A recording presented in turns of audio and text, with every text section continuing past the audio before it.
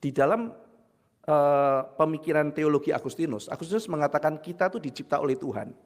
Dan karena kita dicipta oleh Tuhan, maka kita senantiasa terus membutuhkan Tuhan. Dan sebelum kita pulang ketemu Tuhan, kita nggak akan bahagia. Maka kebahagiaan sejati yang ditawarkan dalam kitab suci adalah bahagia ketika saya berjumpa dengan Tuhan. Jadi bukan sekedar menikmati berkatnya Tuhan, menikmati Tuhannya dulu. Setelah relasi sama Tuhan beres, saya baru bisa menikmati semua berkat-berkatnya. Karena berkat-berkatnya tidak bisa saya nikmati di luar dia. Saudara hidup berteman, apa itu friendship? Anda tahu Kristus sebagai sahabat yang baik. Dan saudara melihat persahabatan dari kacamata Kristus. Maka ketika Anda bersahabat, meaningful. Saudara. Ketika berhadapan dengan misalnya kejahatan dan saudara memberikan pengampunan, masalah relasi. Saudara kenal Kristus. Sehingga ketika saudara memberikan pengampunan, saudara memberikan pengampunan karena Kristus. Anda bekerja. Dan Anda memaknai pekerjaan kenapa? Karena kita kenal Kristus. Berbahagia di sini di dalam ayat pertama dijelaskan pertama kali secara negatif dulu. Saudara. Berbahagialah orang yang tidak berjalan menurut nasihat orang fasik. Kenapa saudara muncul ayat pertama ini? Konteksnya apa sih? Konteksnya adalah banyak di zaman itu orang-orang yang melawan Tuhan tapi sukses hidupnya. Orang melawan Tuhan kok kaya. Lah saya yang percaya Tuhan kok sakit. Nah misalnya kayak begitu. Seperti Mazmur pasal 73 kan. Nanti akhirnya Asaf bertobat di Mazmur pasal 73. Dia mengatakan sekarang aku tenang. Aku sudah mengerti kesudahan mereka. Itu iri yang tidak perlu. Jadi dalam kitab Mazmur diajarkan kita nggak perlu iri. Jangan ikut langkah mereka. Mereka cuma kelihatan sepintas saja penuh makna. Mereka tuh kayak sekam. Sekam itu beras, padi itu ya, padi kalau udah ditumbuk, lalu bulirnya itu jadi beras, lalu bekasnya itu jadi sekam saudara. Terbang ke sana sini, tidak ada substansinya, itu sekam. Orang fasik itu kayak sekam, kelihatan aja keren tapi sebetulnya itu nggak ada substansinya. Nanti waktu Tuhan hakimi mereka nggak bisa lari. Sementara saja mereka diizinkan, jangan kepencot sama orang jahat.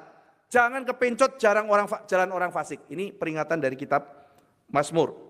Nah, jadi di sini dikatakan berbahagialah yang pertama orang yang tidak berjalan bersama orang fasik. Lalu kemudian meningkat saudara, berdiri di jalan orang berdosa. Meningkat lagi, duduk di kursi atau tahta pencemooh. Jadi kejahatan meningkat saudara. Saudara kalau tidak mau urus kerohanian serius, tidak mau bertumbuh, maka saudara akan mundur. Saya ajak kita baca kitab 2 Petrus ya saudara. Jadi kita harus terus berjuang saudara untuk maju di dalam iman kita. Sehingga dengan demikian kita tidak mundur di dalam kerohanian. Nah sekarang kita lihat saudara ya. Jangan berjalan bersama orang fasik. Ini orang-orang yang mulai terpengaruh dengan nasihat-nasihat orang yang melawan Tuhan. Mulai diceritai kan. Kerja capek-capek begitu. Coba dong yang kayak begini. Ikut cara saya sedikit. Manjur loh. Wah mulai masuk akal ya. Dia belum sampai jatuh dalam dosa, tapi dia sudah mulai mempertimbangkan. Lalu ketemu tahun berikutnya saudara, berdiri di jalan orang berdosa, nambah. Ini sudah punya habit berbuat dosa.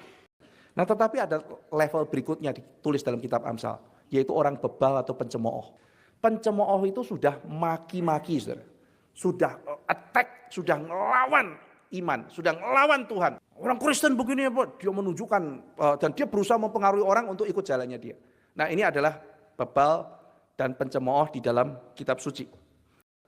Nah lalu kemudian saudara, kalau demikian kesuksesan kebahagiaan yang positif bagaimana? Ayat yang kedua, orang yang berbahagia adalah orang yang kesukaannya ialah firman Tuhan, Taurat Tuhan, yang merenungkan Taurat itu siang dan malam. Jadi dia itu mau betul-betul meresapi, menghayati perkataan Tuhan. Nah jadi orang-orang yang kayak begini adalah yang berbahagia, yang delight-nya, kesukaannya itu Taurat Tuhan. Kalau saya dan saudara bisa suka firman Tuhan, itu anugerah saudara. Dan kalau sudah dapat anugerah, mari kita berdoa supaya mata kita dibuka bisa lihat yang lain juga. Nah kita perlu berdoa, Tuhan kasih saya setiap hari bertumbuh dalam rohani saya. Saya makin bisa melihat rencana pekerjaan Tuhan dan aku boleh ikut berbagian di dalamnya. Tadi dikatakan kita itu menyukai firman, kita merenungkan firman siang dan malam, dan nanti kita akan berhasil. Berarti buah di luar tidak bisa dilepaskan dari apa yang ada di dalam kamar kita. Relasi kita personal dengan Tuhan itu akan menghasilkan buah di luar.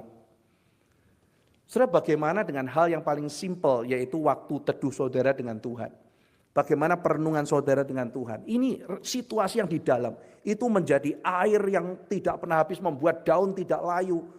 Sesuatu yang di dalam, menghasilkan sesuatu yang di luar. Ayat ketiga adalah ekspresi dari ayat kedua, saudara. Ia seperti pohon, ditanam di tepi aliran air. Tuhan tuh tanam kita, saudara, nggak lempar. Itulah Tuhan menanam kita, saudara, bukan dilempar. Tuhan menanam kita, artinya kita di tempat yang di mana ada purpose, ada rencana. Ya. Jadi kita akan menjadi indah pada waktunya. Mereka ditanam, lalu dikatakan ditanam di tempat yang dialiri air yang menyegarkan. Karena kita terus mencintai firman, bergumul dengan Tuhan tiap hari, maka kita tidak pernah kering. Yang ketiga, akhirnya kita akan berbuah. Saya ragu, buah iman keluar. Saya takut, buah keberanian keluar. Pada saatnya, buah itu akan muncul. Dan saudara, buah itu lambang apa? Buah tidak layu daunnya, dan apa yang diperbuatnya berhasil. Berarti tujuan hidup kita terpenuhi. Saudara. Bukankah Tuhan Yesus mengatakan, Bapa ingin kita berbuah. Dan engkau harus berbuah lebat, berbuah banyak, supaya nama Tuhan dipermuliakan.